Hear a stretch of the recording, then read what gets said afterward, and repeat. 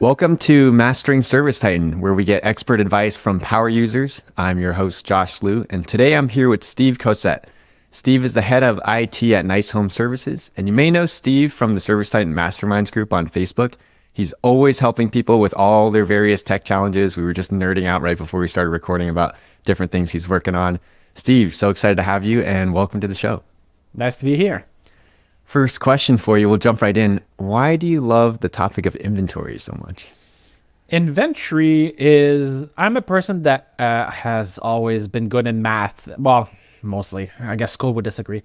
But I've always been good with math, and I like things to be in a certain order and stuff like that. When my boss approached me about a problem with logistics and all that stuff, it's like, can you help? It was less of a, you're going to help, and more, do you want to help? Because he knows that's going to be a big one. It's like, yeah, of course, sure. No one in the company you need to have a very analytical mind in order to get to do logistics. Things have to follow a certain workflow, or it's going to get completely messed up. So yes, essentially that's how I started with inventory. We had a mess. I helped fix it. And right before we started recording, you were showing me all this crazy code that you were working on. And for people listening, Steve actually taught himself how to code. And I was like, how did you do that? And he's like, I just like to mess around and tinker with stuff. Yeah. You know how when you're a kid, you notice something and you're like, oh, that is so swell. And you start messing with it. It's like, getting books about it when you were a kid, or you were asking your parents how to do it. And later on, you make it a hobby or something more than a hobby. That's how it started. That is awesome. So at the most basic level, could you describe for those who don't really understand inventory, what exactly is inventory management and how does it work? Inventory management is a system that allows you to track logistically, through data and reports and whatever, exactly what's going on in your warehouse, when it's happening, and how much it's costing you, and all that stuff, and every single step of the process of your day. The way that it works is that you have multiple little modules. You have purchase orders, you have returns, you have inventory counts, you have the transfers, you have adjustments. Each one essentially reflects what you do in real life on your warehouse. And everything that you do in real life has to be entered in the system. If not, you're making multiple mistakes at once. Yeah, talking about multiple mistakes. I remember our previous conversation, you mentioned this nightmare on tax day. Can you talk about how bad inventory management was at your guys' company and what happened? So before we got into ServiceTitan's inventory management, we were using QuickBooks Desktop with inventory tracking. I mean, it's a good software, but the problem is that software has virtually no guardrails. In other words, the person that manages your inventory can do whatever they want to your inventory. What happened is that around the end of a year, I believe it was in 2021, when our boss was starting to look at the numbers, for his income tax and everything like that, I noticed the warehouse looked extremely bloated value-wise. Like we're talking about $200K upwards. And it's like he knew you did not have $200K in the warehouse. So at that point, he was like, okay, we need to do a recount. But he noticed things were so far gone that he basically was like, all right, let's just bring down the whole house and just redo it from scratch, recount everything, and bring it to ServiceTitan. When we did that, the inventory module in ServiceTitan was only freshly out the door. It hadn't been too long since it's been released, so I was a little wondering about it. I wasn't too sure about it. We decided, you know what, let's just jump all in, and we'll deal with the repercussions afterwards. There was some repercussions, but it was actually pretty painless. I'm not saying that there was not any mistakes, and there's still mistakes that we're still working through. But yes, it's just that's how we started with a messed up inventory, and now we are much better off. Yeah. And I wanted to go over some of those mistakes a little bit later in the conversation so people can learn from, the journey that you took and they can start fresh and correct. Before we get there, can you talk a little bit about some of the other issues that can happen if you don't manage your inventory properly? You mentioned like knowing the cost of things. So I guess it depends how each company does their inventory tracking. Some of them completely gives control over to a local vendor that replenishes the warehouse depending on a set template. Then they can just say you have that much in your inventory. It's kind of a case of letting someone else do it. Some people are going more towards a ignorance is bliss kind of approach. In other words, they literally don't track it. They make a guesstimate by how much they sold in the year or something like that. I'm doing a lot of assumption here. But if you track it, you at least get very close to what is your actual value. And it just makes it easier for you to also build your pricing and, knowing what's your actual material costs, how much, and all that stuff. It just makes it easier to get good numbers for the business owner. That makes sense. If you want to run a profitable business, you got to know what your actual costs are, right? And so the ignorance is bliss people. It seems kind of scary because in reality, their profit margins they may not really know what's going on in terms of how successful their business is. Correct. Yeah, it's just for some companies, I guess it depends again on sizes. If you're a company that does 20 million a year or 50 million a year, if you don't do inventory management, I would say that's a red flag. But if you're a company that does less than 1 million and you have like 5, maybe 10 employees, you might not need a full-blown inventory management module. That's why, and I'm assuming we'll talk about that later, inventory management can be enabled at different levels, at different, grades, if you know what I mean. Yeah. And I also, do you think a lot of people, they just don't tackle inventory because it seems too painful? Honestly, the most painful part about inventory is not tracking the actual materials. It's the human factor. And in a lot of cases, that is the problem. But it's just sometimes people don't do it right, or they don't understand they don't understand the nuances of the system. And if they're not that, they don't do it right. It's just coordinating all of that. That is the painful part. Right. I was looking at the chat that you so graciously moderate on our Facebook Mastermind. So I just want to shout that out. There's an inventory and purchasing chat discussion group on Facebook Masterminds. You could join. Steve's in there moderating and helping answer questions. It seemed like the consensus is people look at inventory management and they're like, wow, this is a huge mountain to try to solve. Now, if you were to tackle this with some advice on getting it set up, what's the first thing that you would do? First, in order to have as much tracked inventory materials as you kind of need two pieces. Depending again on the company and how you do things, I would say in your price book, make sure your materials are all assigned to your tasks, at least with an average quantity. Like for example, if you're going to do an AC tune-up, you're gonna need a set amount. I don't know of HVAC myself, so I don't know exactly, but you're gonna have a set amount of materials. Get with your manager, say, okay, we use an average that much R410A, we use that much, bolts and whatever. Just put that in your tasks, if possible, with the right cost, because at the same time, you'll be able to look at your job costing based on what you entered in your price book and see how much you would be getting in profits. So as accurate as you can get it, you'll be able to see how much profit you're making in your gross profit, your costs, your either labor costs. If you put some hours on your task, it is awesome. You know what I mean? So first thing is clean up your price book when it comes to the materials. How about the physical warehouse? Any first step they should take there? In the physical warehouse, they should make everything in bins. What I mean by that, they should order everything as much as they could, as much as they can. Classify things in bin, like in the, however you want to do it. I guess it goes from warehouse to warehouse, depending on how big you are. But A1, A2, A3, A4, B1, B2, and so on. Just make sure that it's all classified, note it down so that you can enter it in your templates in ServiceTitan, so that when you do transfer to that, it will tell you that part is in A1, that part is in C3, that part is in, it's easier to find. And then you can also label those bins. So first step is cleanup. It sounds like cleaning up the physical warehouse and then cleaning up your price book. And it sounds like if people just did that first step and then decided to tackle inventory later, inventory management later, they would at least get some benefits from that. Oh yeah. Now, how about where does the count come in? Counts are, inventory is a thing that will never be 100% accurate. You can try to strive for 100%, but in reality, it's never going to happen. So your counts is that again, that's going to vary from company to company, but every, let's say, month, you want to do a count of each one of your trucks. You want to do a count of your warehouse, see where you're at and adjust and bring it up to snuff. Because if your inventory is too skewed, then it's not going to be useful to you. It's going to lose its usefulness. It's a little bit like cutting your hair. Like every month, you got to clean your hair. You start looking like a hobo. You just got to do it. I was supposed to get a haircut before we did this interview, but I didn't. So my hair starting to look like a hobo. You're not even close. Let's go to some of the mistakes and some of the learnings from when you first set up. I remember you mentioning you're getting set up on like a weekend or something like that. Is that something you guys messed up originally? Yes, we set ours up on a weekday. The problem with that is that as your job's complete, inventory gets depleted from your system.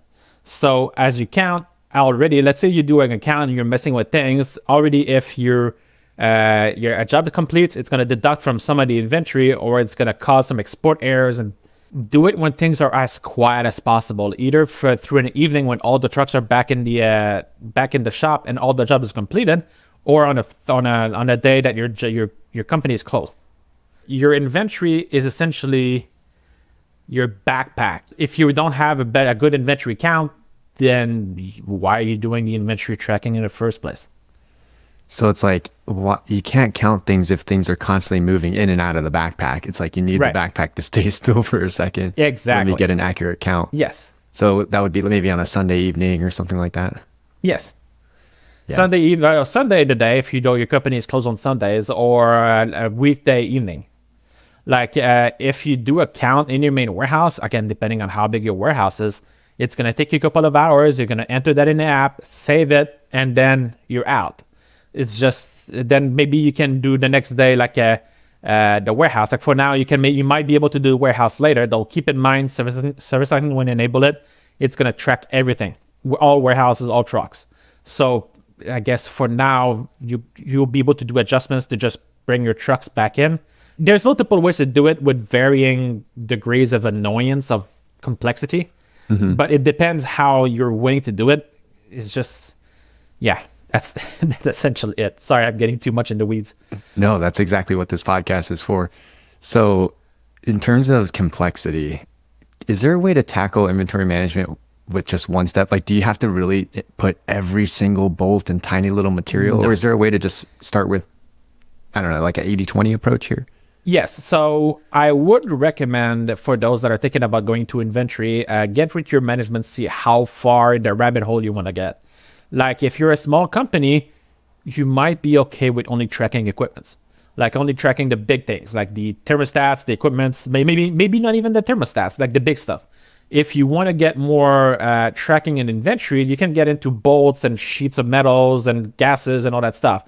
I know for a lot of companies, the R410A is it's a government regulatory thing that you need to know how much you have and stuff like that, and you make sure you're not being stolen from and stuff like that. That's why the R410A, might also be a good idea to track, but that's essentially it. And some good thing too to know is when you do tracking, you need to understand your unit of measure. That's one thing I had a hard time explaining last time that we talked. A unit of measure, for example, your R410A, are you going to track it by bottle? Are you going to track it by pound? Are you going to track it by, however you do it? Like for us, we carry a small, a small weighting thing that they put the thing in and say, okay, that 20-pound jug has 16 pounds left. I know it's not 100% accurate because it also counts the weight of the jug, but it gets it close. So this way we kind of, keep a good track of our, of our stuff. But this also applies to boxes of screws, for example. Are you going to track the screws themselves, like counting it one by one, or are you going to get boxes of screws and what you think approximately is left in the box? You have to define all of that. And because ServiceTitan right now does not have a way to track the unit of measure, it has a field for unit of measure, but honestly, it doesn't show anywhere. So it's completely useless. So what I do is I add it to the description and I add it to the inventory templates so that it's easier for people to see when they transfer or when they use it.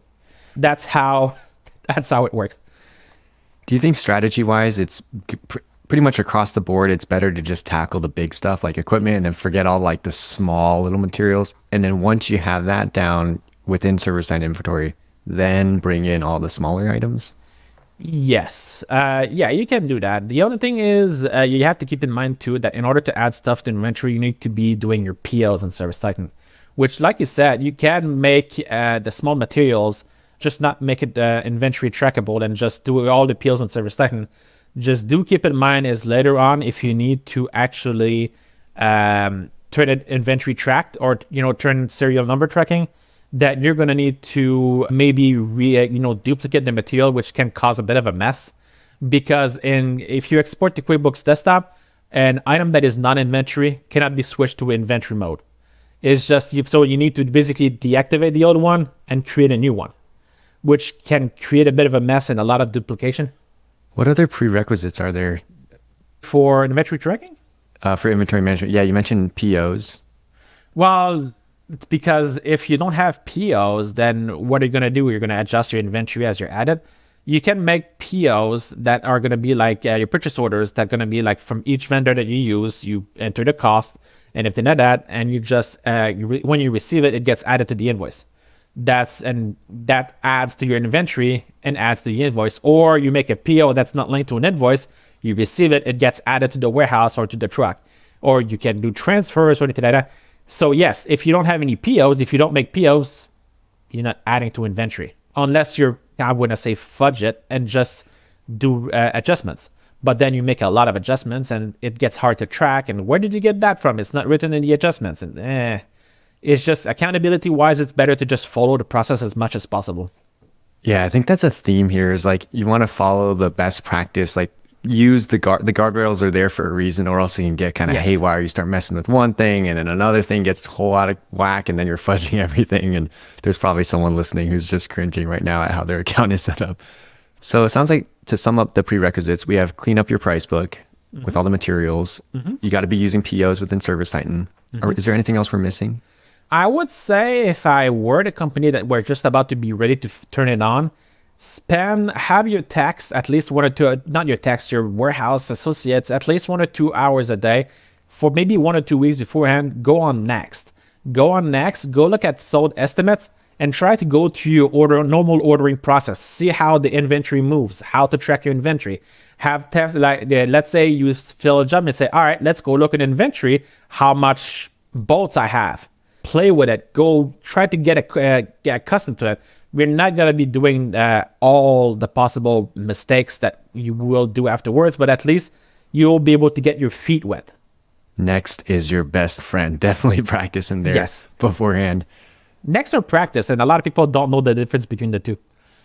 Oh, can you share the difference actually? Yeah, Next essentially is the version of ServiceTitan that usually is the next one that you don't have on live yet.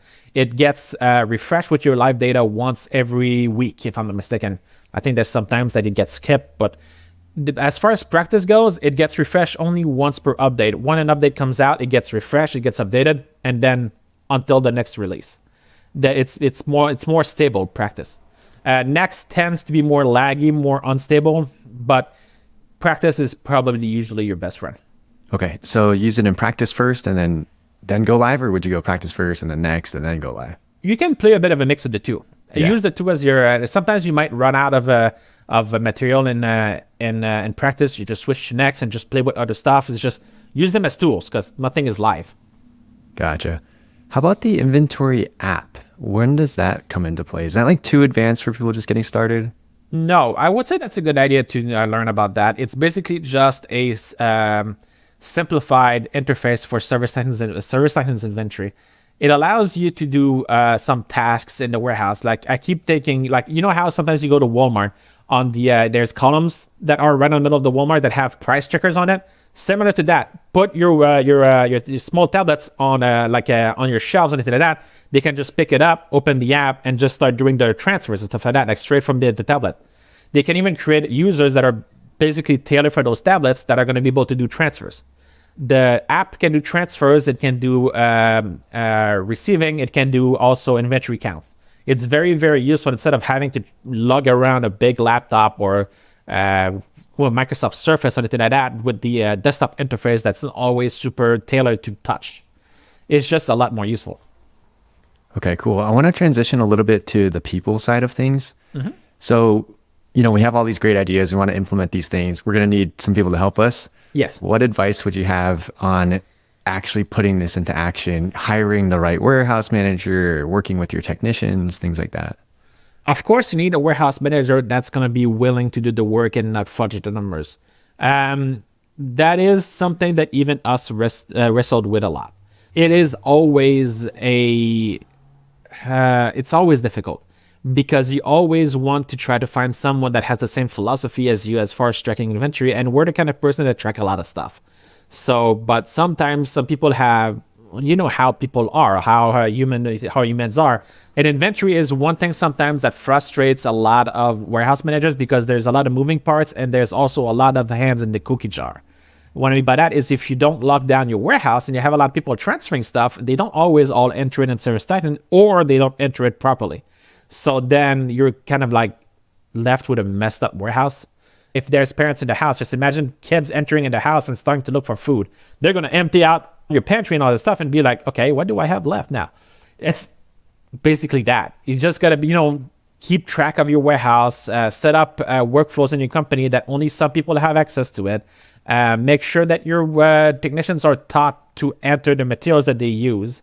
Because yes, we can add it to the task as much as you want, but you will never be able to add 100% of your materials. There's sometimes they're going to sell a thermostat that might not get added to an estimate. They need to add it to the invoice, or it's going to remain under the truck, even though it's no longer there. It's a lot of messing with people, like making sure that they track everything, and it's just complicated. But it is a constant struggle. That's business for you, right? The people side is like the hardest side. Is there anything that you guys practice? Like, how do you do it? Are there certain meetings or trainings that you regularly hold to keep people orderly and on task? Not necessarily. It's more of a question that we see the problems as they come, and we usually tackle it as much as we can. The one, like I said, the constant struggle, and it is still a struggle for us, is to make sure technicians add stuff to the invoice and properly. Sometimes it's being added wrong, or not at the right place, or we have to keep going behind them. It is what it is. Is what it is. That's actually a really good mindset probably for inventory, because it seems like you're never going to get it perfect, and you just have to live with that. Like I said, never 100% correct. Nope. But some might say that if you're never going to get it 100% correct, why even bother? Because having it 60, 70% of the way there is much better than having it 0% of the way there. In other words, you have at least an idea of how things are running. And yes, you might spot sometimes, like has happened in the past, that we've spotted, hey, why does that material cost that much? Like, for example, it shouldn't cost $60 for a roll of tape. Then we go, look, okay, we're going to fix it. And then our cost goes, we find bugs. It's like in programming, you find bugs, you fix them. Speaking of programming, I want to close with introducing and sharing one of these tools that you've created to help continue to serve our community and our customers. Can you tell us, what is myhvactools.com? Why did you start it, and what exactly does it do? MyHVACtools.com is a small service that me, my boss from Nice Home Services, and Cherie, which is she went through multiple positions, but now she's a CSR manager as well as marketing. I've created a lot of integrations in Nice for everything over the years, one of which is the calendar sync. Calendar sync was created from a need from our salespeople, sometimes going like needing to go to leads, but they don't know when their leads are. Yes, they can check the app, but they would like to just be dinged like an hour in advance before the lead to know when their lead is.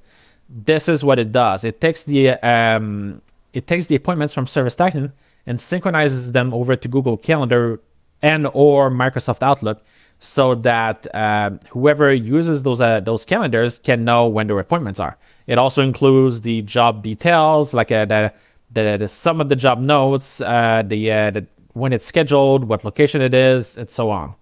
It's a really awesome tool. We've had quite a few clients. We used to have a free version. With the API as it is right now, we cannot offer that anymore. But it is a very nice tool that we've had quite a few clients, and it's really useful. Awesome. So check it out at myhvactools.com. Steve, thanks so much for joining us. In summary, I just want to give people listening a few action items. First, clean up your warehouse. If it is a mess, get some bins, label those bins, get your warehouse cleaned. Second, get your price book cleaned up with the materials assigned to tasks. And even if you just stop there, you'll see a huge difference in your business and how it operates. From there, if you can get your equipment into inventory management within ServiceTitan first, that is a great place to start. Just like Steve said, you don't have to have it all or nothing. That's a common bias we have, is this all or nothing thinking. You can slowly get there, 60, 70%, and then get the little details later. So that's enough for you to chew on. We'll end it there. We'll link some help articles and videos on how to exactly set this up today. So if you're inspired, check out the links in the description, and we'll see you on the next episode. Thank you so much, Steve, for joining us. You're welcome.